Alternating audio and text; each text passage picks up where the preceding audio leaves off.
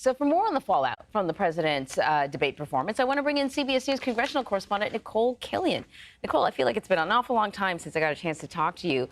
We know that President Biden has been reaching out to some congressional members. Some of these people would be people that have seen how he operates behind the scenes when he's not on the debate stage. Who has he been calling, and what can you tell us about these conversations?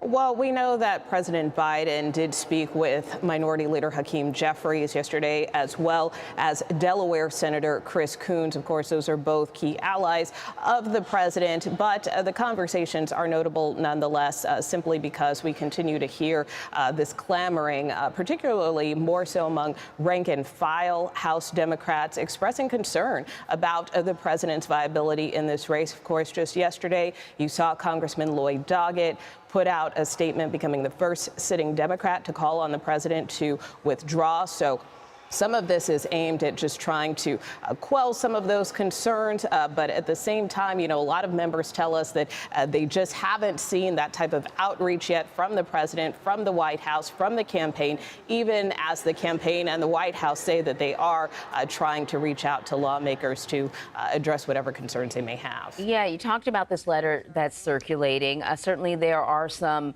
House Democrats that are vulnerable. They're facing tough re-election races. When we talked to Nancy Cordes earlier today, she talked about some donors kind of bouncing around different names that could possibly replace President Biden.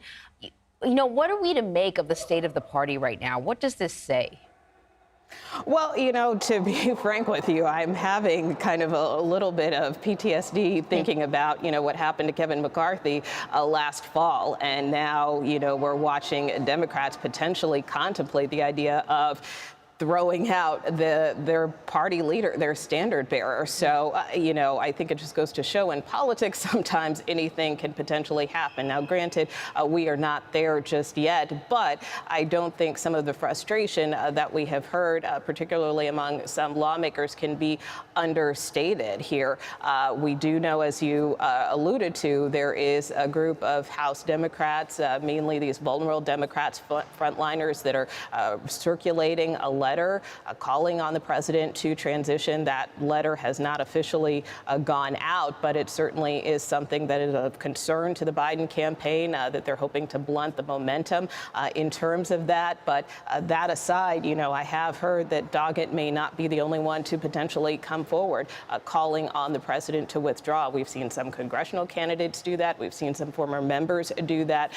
So really, that is why I think you are seeing this extended outreach on the part of the president, certainly, and on the part of his aides, his staff, to try to tamp this down if they can. And then in regards to the donors, you can't run a campaign without an awful lot of money.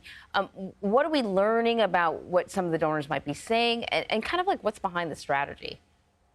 Yeah, well, in terms of donors, what we know from some of our reporting is that they, too, are expressing frustration with the way in which not only the president handled his debate performance, but, even the response thereafter. And so they, too, are having these kind of internal texts and calls and conversations about whether the president should remain as the nominee. There has been some chatter about whether it should be Vice President Kamala Harris, if she's the best to potentially replace the president, or whether that's drawing up some kind of a short list or going towards an open convention. Time is still a factor here, so that is something to keep in mind. As we know, Democrats will be meeting for their convention later this summer, but actually have to nominate their candidate before the convention actually takes place. So we are watching that timetable. That being said, there are some reports that some donors are expressing more interest in putting more money into some of these House and Senate races, but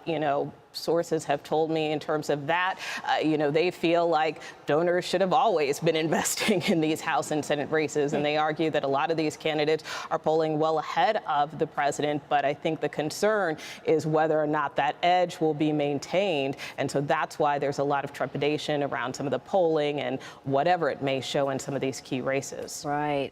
Nicole, thank you very much.